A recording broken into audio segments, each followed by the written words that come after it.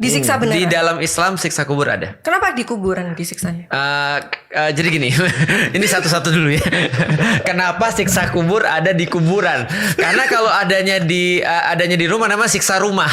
Nah, KDRT. Kan itu ada dua kata, siksa sama kubur. Kubur. Nah, lu nanya kenapa di kuburan? Kan dari namanya udah siksa. Iya, kan aku jadi bingung. Udah jawabannya tuh. Kayak nasi goreng. Kenapa digoreng? Enggak, I mean kayak kan bisa disiksa dimanapun. Oh. Kenapa harus di kuburan? Iya. Ini orang siksa dimanapun. Ini spesifik loh. Awalnya tuh kita harusnya bertiga doang. Iya. Tapi lu minta ada koi. Iya. Iya. Kenapa? Kenapa lu mau minta ada koi? Kenapa? Harus ada jinnya. Gak bisa Ustadz semua. Berarti gua ustad. Calon-calon. Astaga. Amin. Yaudah. Amin. Nggak, kemarin kan lu bilangnya nabi terbaru kan? Nabi terbaru. Itu bintang. Itu Oh iya, itu bintang. Itu bintang. Udah nggak ada di sini. Gara-gara lu ngomong itu dia takut. Oh, jadi azab siksa kubur. Azab tuh sebenarnya artinya dalam bahasa Indonesia siksa. Artinya azab sama dengan siksa sebenarnya. Dan kalau kita lihat sebenarnya kalau dari arti bahasa ya, siksa tuh ada dua artinya, atau azab tuh ada dua. Modelnya ada azab yang bersifat mental, ada azab yang bersifat fisik. Contoh kayak gini ya. Aku mau nanya Feren dulu deh. Menurut Feren lebih susah masalah fisik atau masalah mental? Sakit mental atau sakit fisik? Dua-duanya. Lebih mana? Yang lebih? Satu pilih. Satu pilih. Satu, suruh pilih satu. Berpikir sangat keras.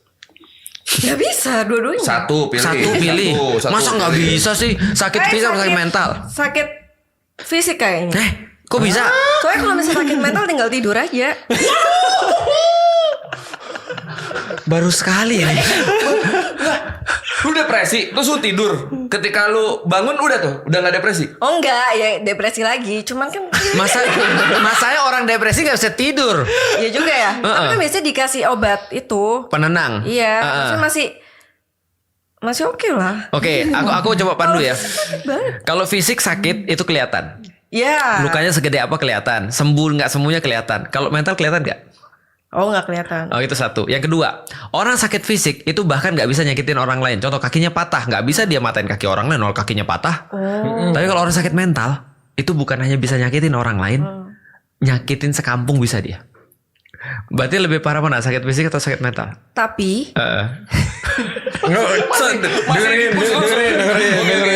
dengerin dulu. Gua sampai begini lagi nanti. Tapi orang yang sakit fisik pasti kena mental nggak sih? Biasanya double. Bisa aja. Good point lo sebenarnya lo. Orang yang sakit fisik pasti kena mental. Iya, kayak misalnya dia kena sakit apa gitu tiba-tiba kakinya buntung semua. Pasti dia kan kena mental, depresi. Bisa jadi dua. Terus dia nyakitin orang lain. Betul, itu betul. Berarti yang menyakitkan bukan sakit fisiknya kan, tapi sakit mentalnya kan. Sakit mental ya. Sakit mental. Tapi diawali dari sakit fisik. Betul. Dan bisa both ways, bisa Tapi kan nggak sebaliknya. semua sakit fisik berakhir dengan sakit mental. Iya. Itu benar. Kan lu kesel Leo nih, emang lu jadi depresi. Tapi kalau keselnya nggak balik-balik, Dia selalu yang parah lo tadi kaki buntung, selalu nggak balik. Apa Lu kuburan kebakaran, migran sekali, emang langsung sakit mental. kalau sekali enggak. Tapi kalau misalnya berkali-kali, iya. Kalau berkali-kali ya, cuma itu kan lu selalu ngambil yang parahnya kan. Jadi intinya kan dari sakit fisik ke sakit mental tuh harus di titik tertentu yang udah nggak ketolong berarti. iya, atau maksudnya sakit fisik tuh apa kayak demam. Sakit fisik kayak luka misalnya. Oh, kalau itu mah Belum tentu kan. Berarti Iya. gini, yang fair tuh adalah sakit fisik belum tentu sakit mental. Walaupun bisa ke sakit mental, Iya. betul kan ya. Tapi setiap sakit mental itu pasti ke sakit fisik. Itu benar. Tapi sakit mentalnya tuh di tahap apa dulu? Apapun. Ini kayak masuk ke akhiratnya masih lama banget nih. Ini 2 jam. Soalnya tadi kan kan ibaratnya kan depresi sama kaki buntung. Nah kalau misalnya sakit luka ibaratnya sakit mentalnya apa? Nalu. Apa?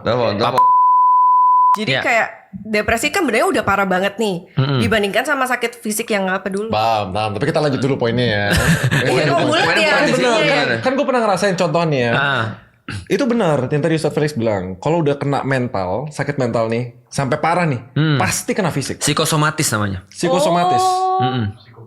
Iya. Oh itu sempat tuh Iya. gue mau pertanyakan. Masuk psikosomatis loh. Kekhawatiran itu berlebihan parah ya, anxiety. Itu parah. Iya. Berarti Sampai fisiknya ikutan sakit. Nah, betul. Padahal awalnya sehat-sehat aja. oh iya. Di Indonesia lebih banyak orang sakit Tahu itu. fisik atau sakit mental? Sakit mental. Betul. Mental health. Nah, berarti azab yang paling parah menurutku adalah azab mental. Jadi ketika siksa mentalnya itu lebih parah daripada siksa fisik. Nah, siksa belum ke kubur. Kan masih fisik sama mental dulu tadi. Bentar, kok tiba-tiba bahas siksa mental ya? Nah, bagi orang-orang yang bermaksiat, hasil daripada maksiat itu adalah siksa dalam tanda kutip. Whatever bentuknya ya. Contoh kayak gini misalnya. Sebenarnya setiap ada penelitian jurnalnya yang mengatakan gini, badan kita ini fitrah. Jadi kalau kita bohong, badan kita langsung jadi lemah. Itu ada penelitiannya tuh. Jadi begitu kita bohong, respons badan kita langsung jadi lemah. Jadi setiap keburukan yang kita lakukan pasti akan ada efeknya somehow gitu maksudnya. Nah, tapi ada beberapa perbuatan-perbuatan jahat kita yang nggak kebales dengan sempurna di dunia. Itulah ditahan untuk siksa kubur. Contohnya apa? Contoh, ada orang kemarin bunuh emaknya gara-gara minta motor nggak dikasih. Ya, Ya pernah lihat ya tuh. Gimana? ada tuh? beritanya. Dia cuma masuk penjara kan, Fer? Iya. Kira-kira berapa tahun yang cocok untuk dia? Yang setimpal dengan Yang perbuatan. setimpal. Emaknya loh. Seumur hidup, Iya, harus even nggak cukup. dibunuh balik harus. Dibunuh balik. Tapi apakah akan menghidupkan ibunya lagi? Enggak. Enggak. Tapi dendamnya kan Dendam tersampaikan. ibunya belum tentu. Ibunya nggak kita tanya. Iya nggak tahu loh. Gimana mastiin ibunya puas dengan Nah, dia dibunuh? supaya setara, Panggil arwahnya. supaya neracanya sama, panggil arwahnya. Memang Tetap dia benar. pengen main Oija dia. Tetap dia. Jangan lupa usulannya ajak Ustadz Felix main OJ ya. Iya. Musrik-musrik. Nah, jadi musrik. Udah tahu musrik lu. Baru saya terangin semalam itu musik. Iya, bagus. Dia Memang siap, dia bagus. Nah, Bagus, Feren. udah siap. Berarti Oke, untuk supaya neracanya itu balance, maka harus dikasih kemudian tambahan. Yang nggak disiksa di dunia. Oke, Hitler bunuh berapa orang? Jutaan loh. Iya. Tapi kemudian kalau andaikan dia dihukum mati pun Iya, kurang sih. kurang 1.999. Ya. Ya kan ya? Nah, itulah kemudian akan dibalas di azab kubur itu. Nah, itu pandangan Islam tuh. Simpelnya gitu. Tapi nggak kebakaran. Intinya azab kubur adalah hasil dari apa yang kita lakukan di dunia selama ini. Nah, Yang nggak terbalaskan di dunia. Yang tidak terbalaskan di dunia. kalau ada kejahatan yang nggak terbalas, berarti ada kebaikan yang tidak terbalas. Itu juga akan Ulang. Kalau ada Kejahatan yang nggak terbalas, berarti juga ada kebaikan yang nggak tidak terbalas. Nah, itu berarti kalau kejahatan yang tidak terbalas namanya siksa kubur. Kalau kebaikan yang nggak terbalas namanya Hadiah. Kenapa lu nggak door prize kubur sekalian? Sebentar, aku udah mencoba menerka isi kepalanya ini loh. Bagus itu.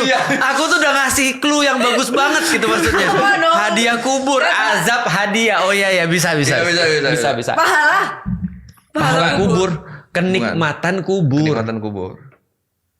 Ada kenikmatan kubur. kenikmatan kubur. Emang apa sih maksudnya di kuburan tuh diapain? Nah, untuk mengetahui kuburan itu diapain, orang harus percaya dulu nih. Oh, harus- Setelah hidup tuh ada apa? Oh, Menurut Feren setelah hidup ada harus apa? mati dulu berarti. Enggak. Jadi di pemahaman lu nih, Feren nih. Enggak, aku tuh enggak. Enggak, bukan nih. Di kepala lu, ketika manusia mati, dia akan kemana? Itu dulu deh. Gila, memang dia Apakah pintar langsung- banget ya nyederhanain masalah ya. Apakah langsung iri hilang gua. gitu aja? Atau ada kehidupan lain menurut lu gimana? Ah, iya. Setelah Ada. manusia mati, Atau apa apa? reinkarnasi? Apa udah gelap aja? Berarti kalau misalnya Saya nanya.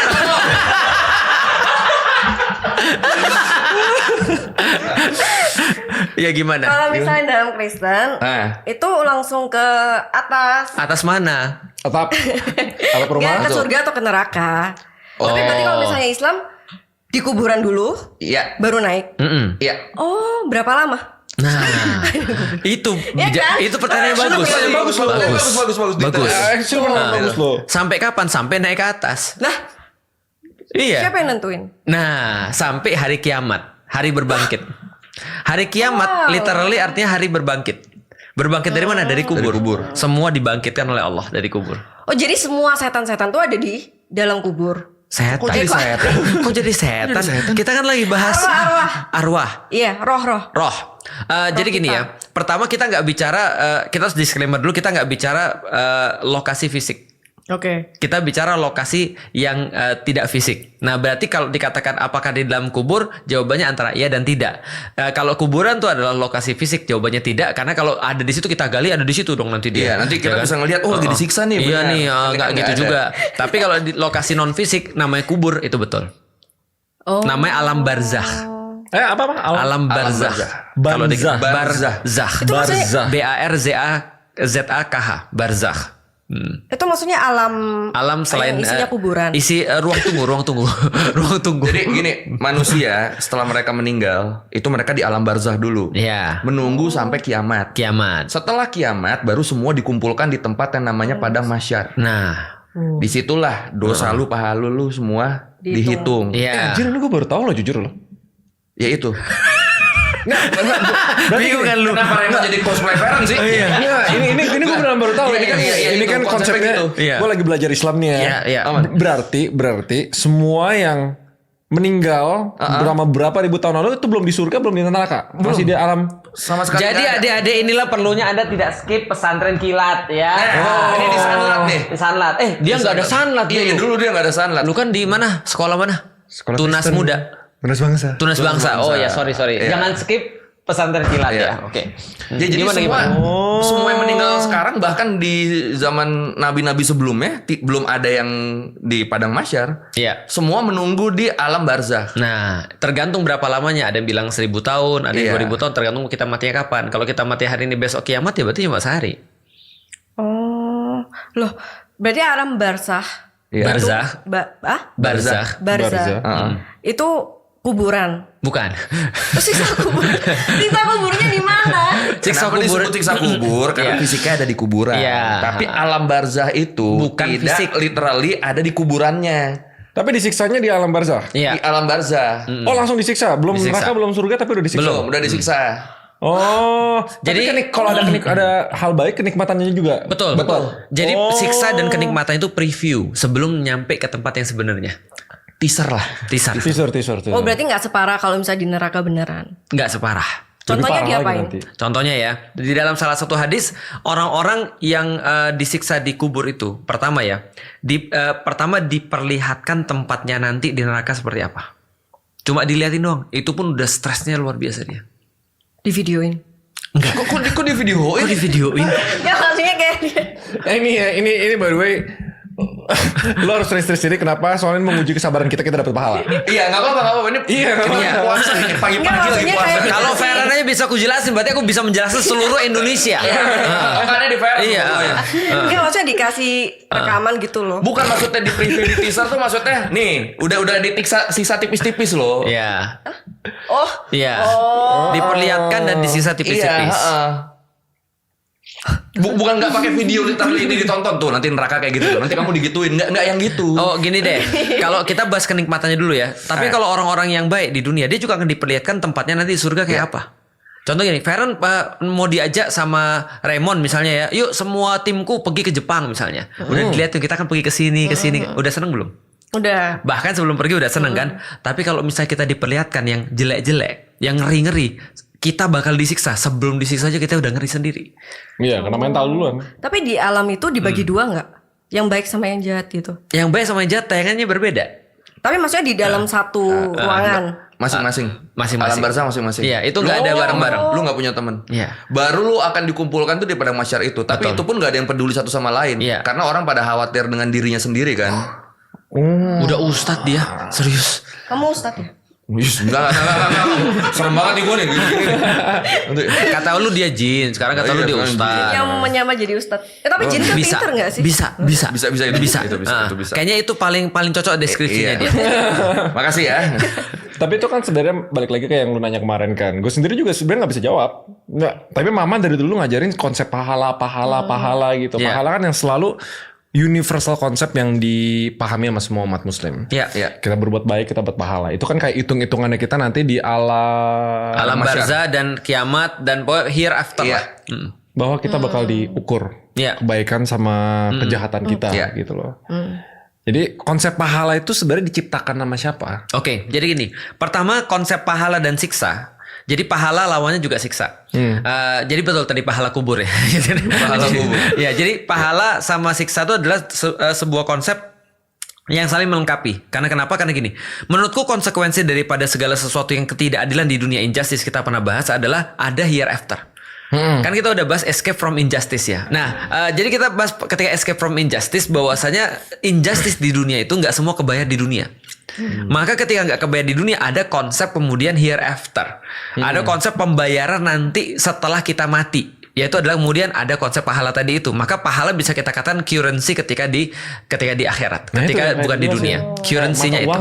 Mata uangnya. Jadi gampangnya gini. Kalau ada sesuatu yang kita rasakan gak enak ketika kita di dunia. Dan kita lakukan itu karena kebaikan. Itu langsung di-convert jadi currency-nya di akhirat. Pahala itu. Contoh misalnya ya. Kita lagi puasa nih sekarang. Ada perkara-perkara yang halal kita tinggalin. Kita nggak makan. Istri kita yang halal kita juga nggak sentuh karena di bulan puasa ya. Nah itu kemudian kita kan rasanya kan nggak nyaman ya. Nah itu di-convert jadi pahala. Kenapa? Karena kita lakukan untuk Allah. Kita nolongin orang. Dan kita keluar duit ketika nolongin orang. Tapi kemudian ketika dia cuma di dunia berkata, makasih ya mas udah nolongin aku. Tapi yang kita lakukan itu, yang kita hilang, itu di-convert kemudian jadi pahala. Semua kayak gitu itu namanya pahala tuh. Tapi kenapa orang berlomba-lomba kayak cari pahala gitu loh? Kenapa ngelakuinnya nggak tulus aja? Kamu masih Itu bagus. Soalnya kalau misalnya di Kristen nih, setahu kayak kita ngelakuin ya memang untuk Tuhan gitu loh. Jadi nggak ada yang hitung-hitungan gitu. Terus ya. Tapi kan di Kristen juga ada surga kan? Ada surga neraka kan? Ada kan? Iya nggak apa-apa. Emang nggak tahu? Enggak. Lu bukan mahram, jadi nggak boleh pegang-pegang. Yang jauh ya, buntung. Batal puasa. Langsung paling Iya. Nah, jadi gini, di surga di Kristen juga ada surga neraka kan? Ada. Yesus sekarang ada di mana? Surga. Berarti surga juga ada kan? Iya. Nah, berarti di surga tuh ada apa tuh kalau di Kristen? Ada Yesus. Selain ada Yesus? Ayo lo. Selain ada Yesus, ada malaikat. Ada malaikat. Selain itu kenikmatannya apa kalau di surga? Belum pernah ke sana sih Ustaz. Nah, nggak pernah dikasih tahu di Bible. Oh, ketahuan gak baca deh. Hati-hati lu dilihat sama pendeta lo. Oke, nggak apa-apa. Jadi gini ya. Jadi Gak tahu apa-apa. Oke, jadi gini. Surga itu ada karena orang ada banyak level-levelnya. Contoh misalnya kayak gini ya. Ketika aku lagi ngajarin anak kecil, aku nggak bisa ngajarin dia bahwa berbuatlah ini karena ini adalah kamu. This is identifying you. Itu aku bisa bilang begitu. Aku cuma bisa bilang begini. Kalau kamu nanti hafal Quran gitu kan ya. Kalau kamu hafal 1 juz, Abi beli ini ya yang kamu suka. Ya. Nah maka dia bilang, benar nih Bi, benar. Maka dia semangat menghafalkan Quran karena ada rewards. Bukankah pahala juga rewards kan gitu kan ya? Iya, benar. Tapi ketika dia sudah gede, misalnya contoh dia sudah SMP atau SMA, aku nggak bisa menggunakan yang sama lagi. Karena begitu kemudian aku bilang, nanti Pak Abi beliin sepeda ya, dia bilang, sudah punya sepeda. Apalagi ketika dia udah kerja, aku bilang nanti Abi beliin ini ya, dia bilang apa? Gue bisa beli sendiri. Maka harus ada nilai lagi yang di atas itu. Apa nilai yang di atas itu? Berbuatlah ini karena dengan berbuat ini bisa bermanfaat buat orang lain. Kamu nolongin orang loh sebenarnya. Misalnya contoh, kalau kamu sedekah kamu nolongin orang loh, berarti bukan karena pahala lagi, tapi karena dia lihat dia bisa nolongin orang-orang lain. Tapi lebih atas lagi bahwasanya aku nggak peduli, this is me. Adalah aku orang yang sangat pemurah, adalah aku orang yang ngafalin Quran, adalah aku orang yang pembelajar. Dulu kita belajar disuruh kan? Sekarang kita belajar disuruh nggak? Enggak, berarti ada motivasi yang berbeda-beda.